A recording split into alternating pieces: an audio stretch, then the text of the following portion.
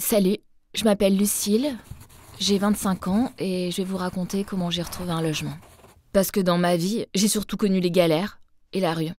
À 3 ans, mes parents se sont séparés, j'ai plus revu mon père et ma mère dépressive s'est remise avec un autre homme. Il a commencé à me violer quand j'avais 7 ans. À 14 ans, j'en pouvais plus et je l'ai dit à ma mère. Elle a choisi lui plutôt que moi. C'est comme ça que je me suis retrouvée à vivre seule dans la rue.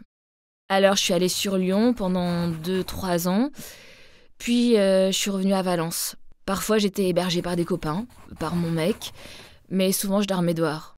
À mon âge, j'avais le droit à aucune aide. J'ai essayé les foyers, mais ça se passait mal.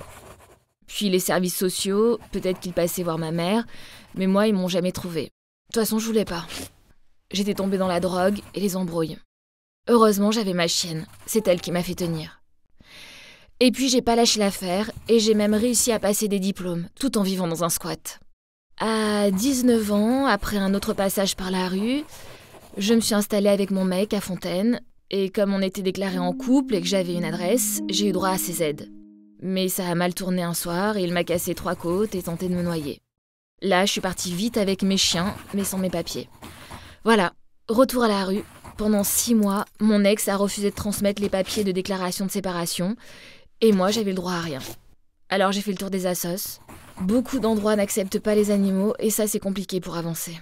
C'est Titi, mon mec, qui m'a forcé à me sevrer et m'a aidé à retourner dans la réalité. Je voulais m'en sortir pour mes animaux aussi. Puis j'ai rencontré l'association Totem. Le travailleur social m'a bien expliqué ce à quoi j'avais droit, m'a encouragé à reprendre contact avec ma mère et m'a aidé à trouver mon logement. Au début, ça fait bizarre d'être dans un appart. Je me sentais mal, enfermée. Mais c'est le rêve de pouvoir se doucher quand tu veux et surtout de se sentir en sécurité pour dormir. Mes projets pour la suite, c'est de passer mon permis. Ouais, j'ai obtenu une promesse d'embauche dans une maison de retraite. Mais j'ai besoin de conduire pour ça. Et puis dans 2 semaines, je me marie avec Titi.